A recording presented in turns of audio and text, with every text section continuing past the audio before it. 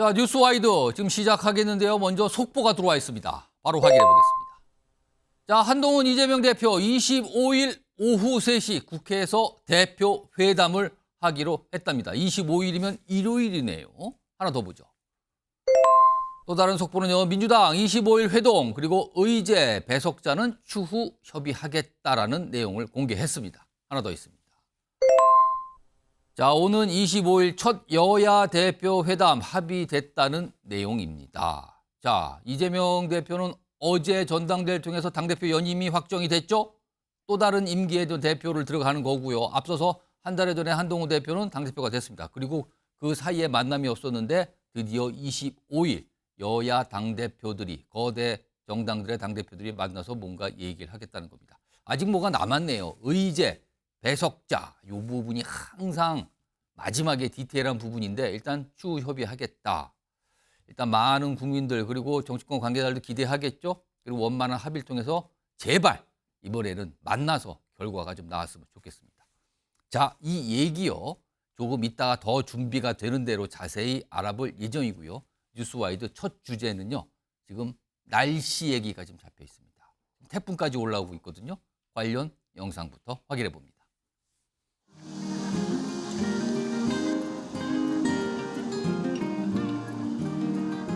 제가 원래 좀 땀이 잘 없는 편인데 최근에는 자고 일어나면 침대에 좀 땀이 흥건하게 젖더라고요. 많이 더웠어요.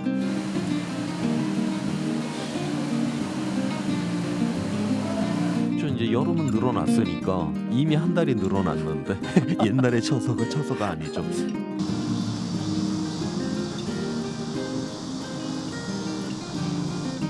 비가 오는 동안 일시적으로 기온이 낮아지겠으나 비가 그친 후 폭염과 열대야가 다시 지속될 것으로 예상됩니다.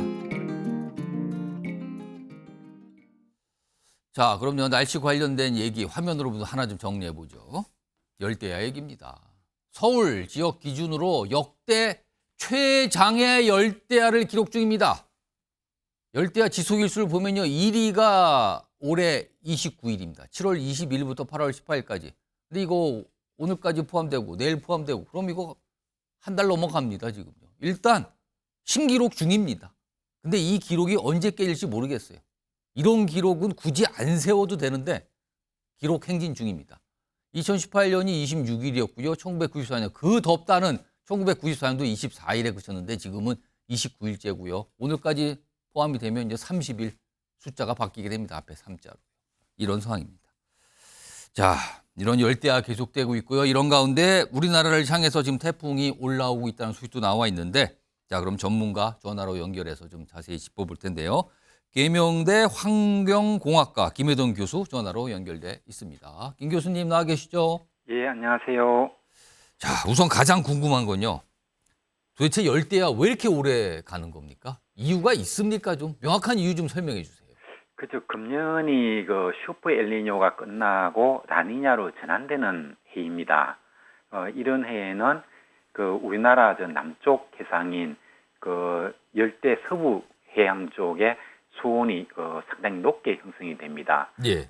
그런데 우리나라에서는 여름철에 우리나라 기후를 지배하는 기단이 북태평양 고기압인데요. 예. 이게 남쪽의 뜨거운 해양에서부터 뜨거운 공기가 우리나라 쪽으로 낮이나 밤이나 계속해서 유입될 수 있도록 그런 기압 배치를 이루었던 겁니다. 그래서 이 낮에도 덥고 밤에도 덥고 그리고 무엇보다도 습도가 예년에 비해서 한 10% 이상이나 높은 그런 기후가 계속해서 이어지고 있습니다. 그러면은 지금 일각에서 얘기는 동남아시아 여행하시는 분은 차라리 동남아시아가 우리나라보다 시원하다는 얘기 하시는데 우리나라만 이렇게 더운 겁니까? 아니면 다른 나라도 사정이 비슷한 겁니까? 꼭 그렇지는 않습니다. 우리나라에서 가장 가깝다는 일본의 경우는 폭염, 열대야가 우리나라보다 훨씬 심각한 그런 상황이고요. 그리고 저 멕시코 같은 경우에는 벌써 6월 달에 50도가 넘는 더위가 이어져 가지고 저 열대 우림 쪽에 있던 원숭이들이 열사병으로 두둑 땅으로 떨어지는 이런 사건도 있었고요. 예. 인도, 파키스탄 이런 곳에서도 이런 시기 우리나라로 치면 봄철부터 한 50도 가까이 되는 폭염이 이어졌었습니다. 그래서 지구상으로 보면은 우리나라 더위는 그렇게 명함을 내밀 정도는 아닌 그런 상황입니다. 아, 그나마 우리나라 사정은 낫다 이런 얘기인데, 자 그리고요 일본 기상 관련 전문가분들이 하시는 말씀 중에 하나가 올 여름이 가장 선선한 여름이 될 것이다. 이 뜻은 앞으로 갈수록 더욱더 여름이 뜨거울 것이다. 이 얘기인데 김 교수님도 그렇게 보십니까? 그렇죠. 이미 그 작년, 재작년에 그 구테스 유엔 사무총장님이나 그다음에 WMO 세계 기상기구 사무총장 이런 분들이 얘기하기를 지금 우리가 겪고 있는 폭염이라든가 초열대 현상 이런 것들은 앞으로 일상적으로 일어날 초고온 현상을 겨우 맛본 것이다. 뭐 이런 이야기를 했거든요. 예. 그래서 저도 이제 그렇게 생각합니다. 이제 이런 더위가 막 시작된 거다.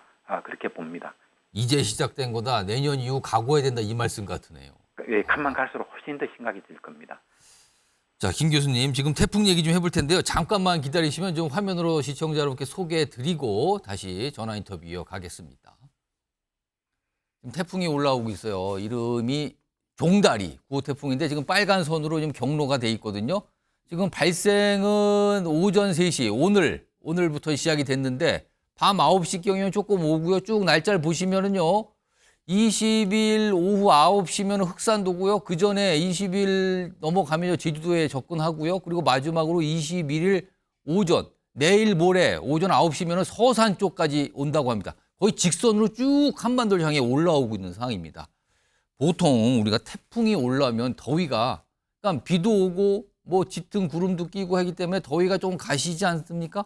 그리고 뭐 비는 많이 오지만요. 이게 통상적인 태풍을 보는 기대 또는 시각인데, 김혜든 교수님, 예. 이번에 태풍이 종다리가 오면 네. 더위가 좀 가셔야 하는데 오히려 무더위가 더 심해질 수 있다는 얘기가 나오는데 이건 어떻게 된 겁니까? 예, 태풍의 역할이 무엇인가 이걸 생각해 봐야 되는데요. 이 태풍이라고 하는 것은 열대 해역에 남아도는 열, 그 잉여열이라고 하는 거죠.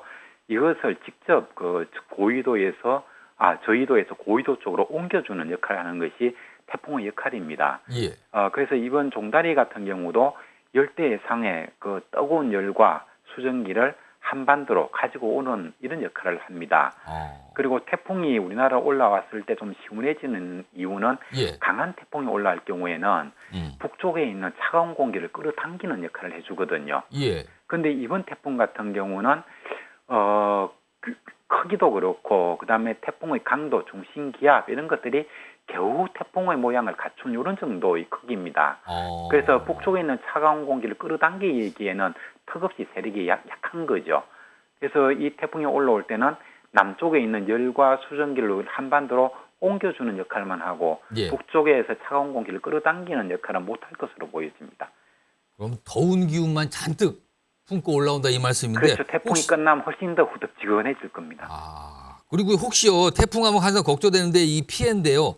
폭우나 이런 가능성은 없습니까? 이 태풍은요? 예, 제가 이게 아주 약한 태풍이라 얘기했는데 약한 예. 태풍도 태풍은 태풍 아니겠습니까?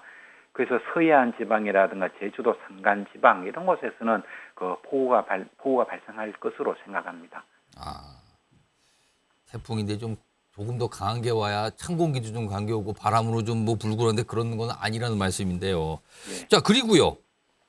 곧 처서가 옵니다. 처서라는 거는 뜻이 더위가 이제 한풀 꺾인다는 뜻인데 도대체 언제까지 더위를 견뎌야 되는 겁니까? 처서가 지나면 조금 나아지는 겁니까?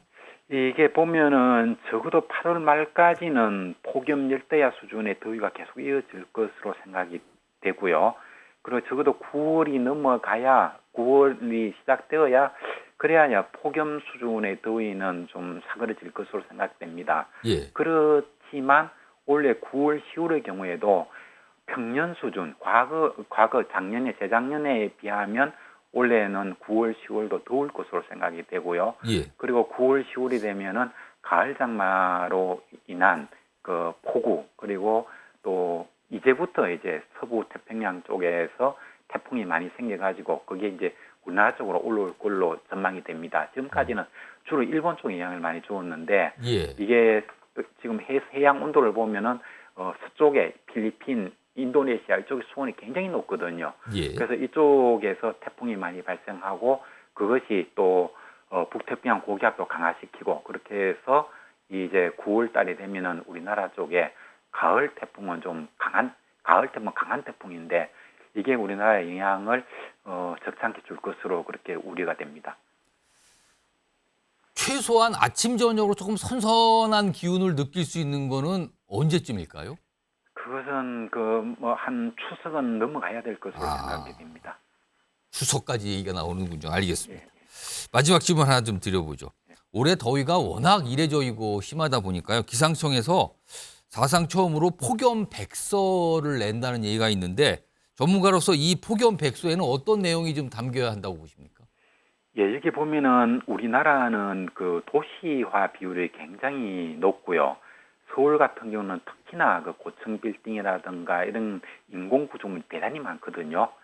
그래서 기상청에서 얘기하는 것보다는 도심에 나가면 훨씬 덥습니다. 예. 그래서 실제 그 세계 기상기구 WMO 사이트에 들어가면 폭염에 대한 그 난이 하나 있는데요. 예. 거기에 들어가면은 플러스 5에 10도씨 이런 문구가 나옵니다.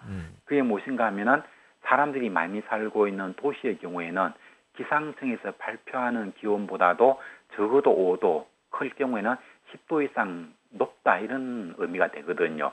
그래서 서울 같은 경우도 역삼동이라든가 사람들이 많이 사는 고층 빌딩이 빼곡히 들어선 이런 곳에서는 기상청에서 관측한 온도보다 온도가 훨씬 높을 겁니다. 그런 예. 곳에 사람들이 노출되고 있기 때문에 실제로 도심에 사람들이 많이 살고 있는 곳에 온도가 어떠한가 여기에 대한 언급도 반드시 있어야 될 것으로 생각합니다. 알겠습니다. 오늘 말씀 여기까지 듣도록 하죠. 지금까지 계명대 환경공학과 김혜동 교수였습니다. 고맙습니다. 예, 고맙습니다. 추석까지는 참으셔야 된다는 게 계속 덥다는군요. 아, 대단한 날씨입니다. 근데 이게 이제 더위의 시작이래잖아요. 내년 여름, 그 다음에 여름 계속 점점 더 더워진다는 전망입니다.